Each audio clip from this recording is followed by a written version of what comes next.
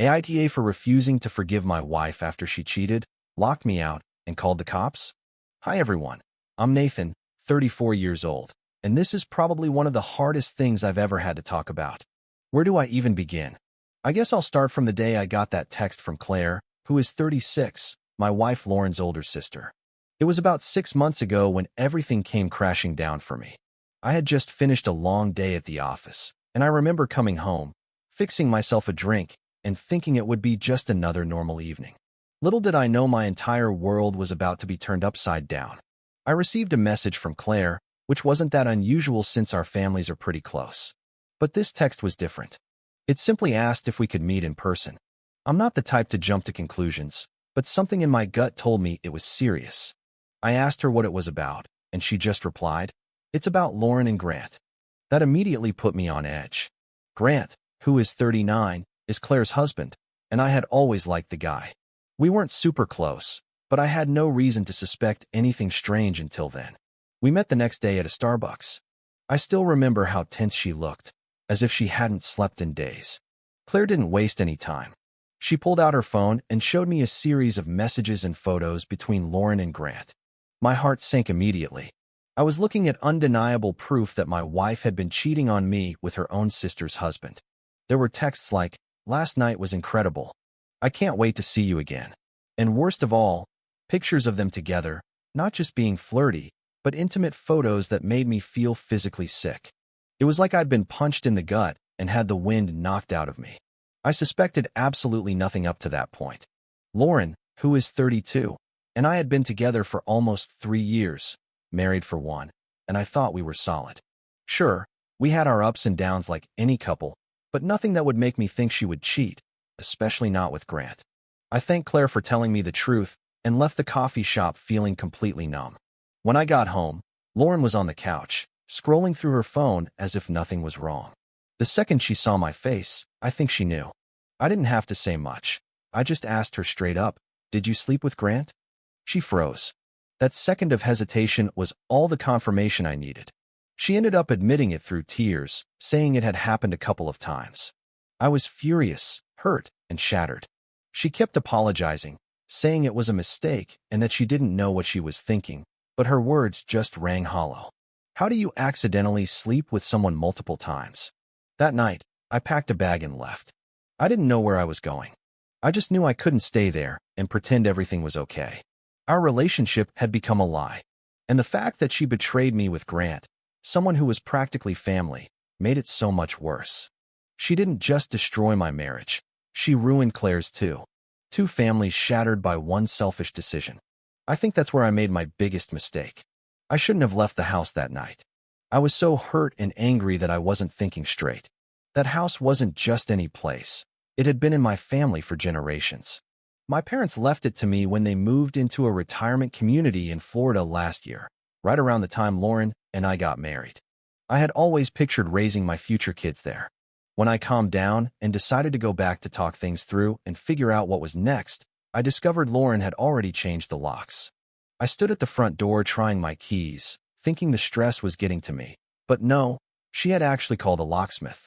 When she opened the door, she looked at me with a coldness that chilled me to the bone, as if I were a stranger. I asked her what the hell she thought she was doing, locking me out of my own house, and she replied nonchalantly, "You left. I figured you weren't coming back." It wasn't just the words, but how casually she said it, like it was the most normal thing in the world. I asked to come inside to talk, but she refused. She wouldn't even let me step into the entryway, and when I insisted that it was my house, she cut me off and said that if I didn't leave, she would call the police. I honestly thought she was bluffing. I mean, we had been married for a year.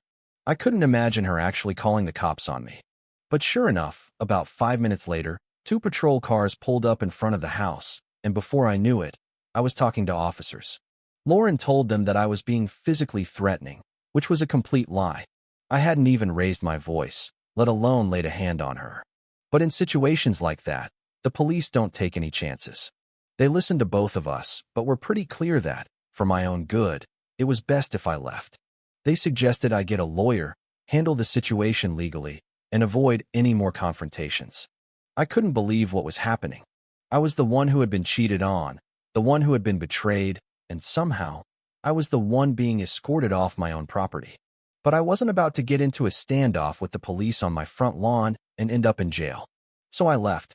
I went straight to my best friend's place, where I crashed on his couch for a few days while I figured out my next steps. The first thing I did was find a lawyer. I told him everything, and he helped me file for divorce. Not only that, but we also began the legal process to have Lauren evicted from my house. Legally, the house belongs to me. There's paperwork showing it's inherited family property, which in our state classifies it as separate property, but since she's my wife and has established residency there, it's not as simple as just kicking her out. It's a process, and a complicated one at that. To make matters worse, Lauren has been trying to paint me as the bad guy. She's telling everyone that I abandoned her after an argument, conveniently leaving out the part where she cheated on me with her sister's husband.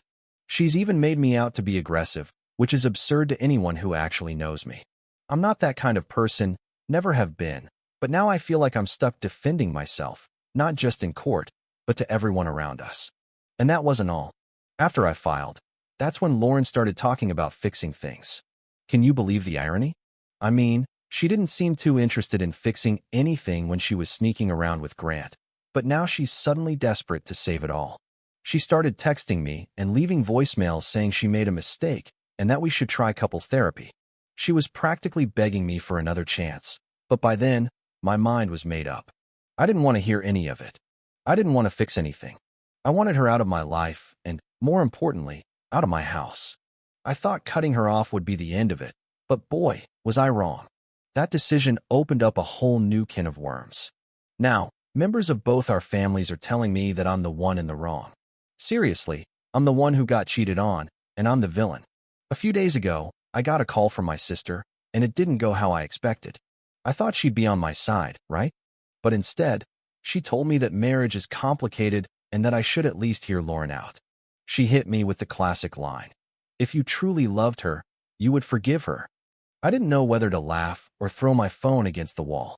What part of she slept with her sister's husband do people not understand? It's not like she forgot to take out the trash or we had a fight over the remote. This was a complete betrayal, something that destroyed every ounce of trust one had in her. And it wasn't a one-time thing in a moment of weakness. She admitted it happened multiple times. That's not a mistake. That's a decision, a conscious choice she made, fully knowing the damage it would cause to me, to Claire, to everyone. How are you supposed to come back from something like that? It's amazing how quickly people are defending her now that I'm not willing to work on it. Suddenly, I'm the one being unreasonable. My sister told me that marriages go through rough patches and that sometimes infidelity can be a wake-up call for both people to work on the relationship. As if I should be grateful she cheated because now we can fix our marriage. It was such a twisted perspective I could barely believe what I was hearing. And it's not just my sister. Lauren's parents have been calling me nonstop, too. Her mother keeps texting me that family is important and that Lauren regrets what she did. She told me something about how I should remember the vows we made, as if I was the one who broke them. It's absurd that everyone seems to think I'm the one who needs to forgive, compromise, and do whatever it takes to save this marriage, when Lauren is the one who blew it to pieces. The most unbelievable part is that even my own parents, who have always been pretty hands-off with my personal life, have weighed in. My mom called and told me she understands how hurt I am, but that maybe I should consider giving Lauren another chance, especially since we've been together so long. She said something like, "It's hard to just throw away all those years over one mistake." I get where she's coming from, but it's not just about the years. It's about the fact that the person I trusted most in the world lied to my face repeatedly, and not about just anything. She slept with someone who's practically family. It's a betrayal on so many levels I don't even know how to explain it. I tried to explain this to my sister, and you know what she said? Everyone makes mistakes.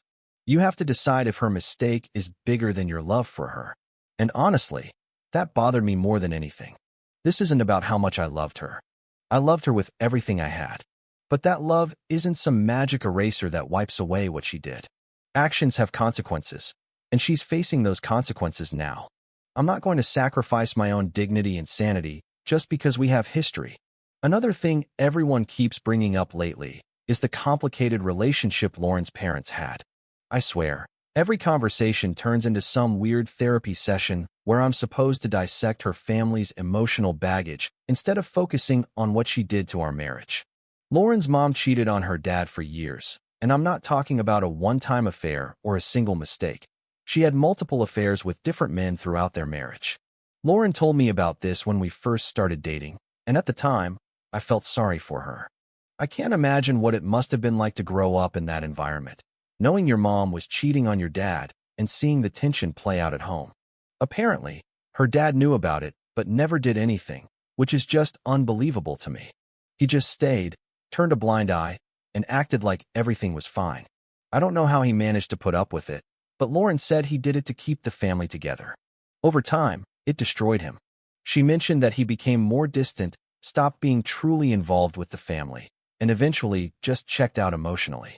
Her parents stayed married, but they were more like roommates by the end. Lauren always said her mom was the one who wore the pants and that her dad was too passive to ever stand up to her. So, the cheating continued without any real consequences. Now, Lauren and her family are using this as some kind of justification for her cheating on me. As if growing up in a home where infidelity was swept under the rug somehow excuses her behavior. And that's what's really driving me crazy. They want me to be sympathetic and understanding of her trauma, but at the end of the day, I didn't cheat on her. She did, and somehow, I'm the one who's supposed to be empathetic and forgiving. Lauren even said something like, "You know how messed up my childhood was," as if that makes it all okay. And don't get me wrong. I understand that growing up in a toxic environment can mess with your view of relationships and boundaries, but that doesn't give you a free pass to hurt other people. I didn't marry her mother. I married her. And I never thought she would repeat the same mistakes she swore she hated as a kid. Her family, especially her mother, keeps trying to convince me that this isn't really who Lauren is, that she's just acting out because of unresolved issues from her childhood. They say things like, she's still learning how to be in a healthy relationship, or she's scared of losing love just like her father was. Honestly, it just feels like they're making excuses for her, and what kills me is that they expect me to stick around and help her work through it. As if, because her father stayed in a marriage full of betrayal, I should too. Besides, I feel like no one is really on my side here. Everyone keeps telling me to be the bigger person, to try to understand where Lauren is coming from. What about me? I'm the one who got cheated on. I'm the one who was blindsided by the person I thought I was going to spend the rest of my life with. Yet all the sympathy is going to Lauren because of her trauma. It's exhausting, really. So yeah, here I am, stuck in this weird limbo where I feel like the whole world is on Lauren's side, and I'm just trying to figure out how to get my life back. I honestly feel like I'm losing my mind. Any advice would be appreciated because right now, I feel like I'm drowning. Update 1. Hey everyone. First off, I want to say thank you for all of your words and suggestions. I honestly didn't expect so many responses, and it's been overwhelming, but in a good way. I've been feeling so lost, like I'm the only one going through this, but reading your comments made me realize I'm not as alone as I thought. Some of you suggested I reach out to Claire, and I figured, why not? I hadn't talked to her much since this whole mess exploded. We were both in a terrible place, dealing with our own versions of the same nightmare. So, I took your advice and gave her a call. Claire told me she's been getting the same pressure from family and friends that I have. People are telling her that forgiveness is key and that she should consider giving Grant another chance, especially for the kids. That just blew my mind. How can anyone think that's reasonable after what they did? But Claire, being the strong woman she is, said she's blocked all those people and is fully committed to moving on. She's not going to let anyone guilt trip her into staying in a toxic situation. And honestly, I have so much respect for her for that. Talking to her made me feel a little better, like I wasn't crazy for wanting out of this mess. She gets it. She's living the same nightmare, and she's facing it with so much strength. She told me, "You have to do what's best for you. Don't let anyone make you feel like you're wrong for wanting to protect your peace." And I needed to hear that. With everyone telling me I should forgive Lauren, it's been hard to trust my own feelings. But hearing Claire say she's ready to move forward gave me some clarity. It reminded me that I don't have to justify my decision to anyone. Not to Lauren, not to our families, and definitely not to people who don't know the full story. Claire also said something that really stuck with me. The more you hold on to the hope of fixing something that's broken beyond repair, the more you lose yourself. You could hear it in her voice that she was done losing herself to save a marriage that wasn't worth saving, and I realized I needed to start thinking that way too. I've been stuck in this emotional limbo, second-guessing every decision and worrying about what other people think, and it's been tearing me apart. But Claire made it clear that there's nothing wrong with choosing yourself over a relationship that's damaged beyond repair. I told Claire about all the pressure I've been getting from my family and Lauren's relatives.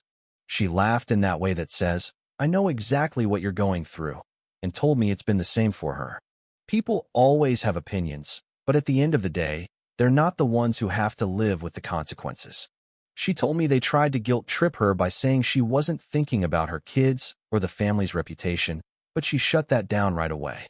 She said, "The best thing I can do for my kids is show them that it's okay to walk away from something toxic." That really hit home for me. I don't have kids, but the message is the same. Sometimes, walking away is the healthiest choice, no matter what people say. I've been so worried about what others might think or say about my divorce from Lauren, especially with all this love, forgiveness, and loyalty talk being thrown in my face. But talking to Claire reminded me that I can't live my life based on other people's expectations. I have to do what's best for me, even if it makes some people uncomfortable along the way. Thanks again to everyone who encouraged me to talk to her. It really made a difference. Update 2. Some of you were curious about how exactly Claire found out about the affair, and it's actually an interesting and pretty twisted story. It wasn't some dramatic confession or a random walk-in. She basically discovered it like a detective. Here's how it happened. Lauren and Grant work in office buildings that are very close to each other, almost next door in the same business park, so it wasn't unusual for them to have lunch together or hang out on their breaks. In fact, Claire never thought anything of it because they both work in the same industry and had known each other for years. She trusted them, and why wouldn't she? Lauren was her sister, and Grant was her husband. She wasn't looking for signs of trouble, at least not at first. But then Claire started noticing some weird transactions on Grant's credit card statement. There was this recurring charge that kept popping up every week. It wasn't a lot of money, just a few dollars here and there, but it was from a business located near both of their offices. At first, she assumed it was a restaurant. Grant had told her he sometimes had lunch with coworkers, and since Lauren's office was so close, Claire just figured they were grabbing a quick bite together. It was normal, right? Nothing suspicious. But Claire couldn't shake the feeling that something was off. The charges were consistent, showing up like clockwork every week. She ignored it for a while, not wanting to jump to conclusions. But one day, when she went to pick Grant up from work because his car was at the mechanic, she saw that same business name on a sign again, only it wasn't a restaurant. It was a hotel. When she saw it, everything clicked into place. I can't imagine what went through her mind in that moment. She told me it felt like her stomach dropped, and she was hit with this overwhelming sense of dread. And of course, all those little charges she thought were for lunches suddenly had a much more sinister explanation. She knew something was seriously wrong at that point, but she didn't confront Grant right away. Instead, she waited until they got home. That night, after Grant fell asleep, Claire went through his phone. She didn't want to, but she couldn't just sit on that gut feeling without knowing the truth. And yeah, she found everything. Texts, photos, videos, absolutely everything. Lauren and Grant weren't just having an emotional affair or meeting up for coffee like she had hoped. It was much worse. They were regularly sneaking off to that hotel, and the messages left no room for doubt. From what she told me, it was all there in black and white. Intimate conversations, plans to meet up, even photos that made her want to throw up. Claire told me it was one of those moments where your whole world just shatters in front of you. She couldn't believe it. Her own sister, her own husband. She said she didn't sleep at all that night, just stayed up reading through the messages, trying to wrap her head around how the two people closest to her could betray her like that. The next morning, she didn't even confront Grant. She needed to talk to me first, and that's when she told me everything. As for Lauren's parents, for those asking where they are now, that's another complicated story. Lauren's dad passed away a few years ago. From what she told me when we first started dating, her dad was a good man, but he wasn't the type to stand up for himself. He knew Lauren's mom was cheating on him for years, but he never left her.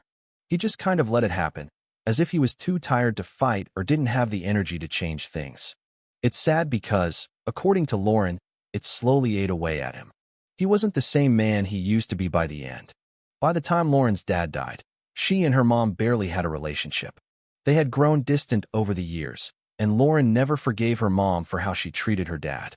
I remember Lauren telling me how much she resented her mom for being so manipulative and selfish. It was a huge point of tension in their family, and it definitely affected her growing up. Her mom was a dominant, controlling person who thought she could do whatever she wanted, and Lauren always said she never wanted to be anything like her. That's the part that hurts the most in all of this. Lauren spent so much time saying she never wanted to follow in her mother's footsteps, that she hated the idea of being someone who could cheat and hurt the people who loved her. And yet, here we are. It's like she ended up becoming the very person she swore she'd never be. I don't know if it's because of the way she was raised or if that's just an excuse they're trying to make for her now, but it's hard not to see the parallels. As for Lauren's mom, she's still around, but they're not in contact anymore. Lauren cut her out of her life a few years ago. It was a gradual process. At first, she just stopped visiting as often. The phone calls became less frequent. Eventually, there was a big fight over something that had been building for a while. I wasn't there for the argument, but Lauren told me afterward that she'd had enough of her mom's manipulations and didn't want her in her life anymore. Honestly, at the time, I didn't blame her. Her mom sounded like a very difficult person, always trying to guilt-trip Lauren into feeling sorry for her, even though she was the one who destroyed their family. Update 3. Hey everyone. I know it's been a few months since my last post, but I finally have an update, and let me tell you, it's been a roller coaster. The whole legal process dragged on forever, but I'm relieved to say it's finally over. It was a huge weight off my shoulders. Lauren tried to argue that she deserved a share because she contributed to the household during our marriage, but the fact that the house was my separate, inherited property worked in my favor. But I'm not going to lie, there were some really stressful moments throughout the process. Lauren tried to play dirty a few times, throwing out accusations and trying to paint me as the bad guy. At one point, she even hinted that I had been emotionally neglectful in the marriage, which was a really low blow. I wasn't perfect, but who is? We all have our moments, but I was never anything but faithful and committed to her. Even when things got tough, I thought we were a team. I guess in her mind, that justified what she did, but for me, it just made it harder to keep my cool when we had to face each other in court. In the end, though, the judge saw right through it all. The ruling was pretty clear. The house is legally mine, and Lauren had no real claim to it. She was ordered to vacate the premises, and I have to admit, watching her pack up her things and leave was one of the most surreal moments of my life. Part of me felt relieved, like a weight had been lifted. But there was also this weird sense of finality that hit me. It was like the last chapter of this crazy, painful story was finally closing. And as much as I wanted to move on, it just felt strange to see someone I once loved walk out of my life for good. We're officially divorced now, which honestly feels good to say. It's still weird when I catch myself thinking of her as my ex-wife instead of just Lauren, but I guess that's normal when you've been with someone for so long. The only downside is that I do have to pay alimony. I wasn't happy about that part, but that's just how the legal system works in our state. She's not working full-time right now, and as much as it pains me to support her financially after everything she did, it's a small price to pay to have her out of my life for good. Thank you all for your advice and support through this mess. I really appreciate it.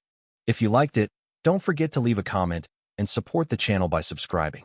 See you in the upcoming stories.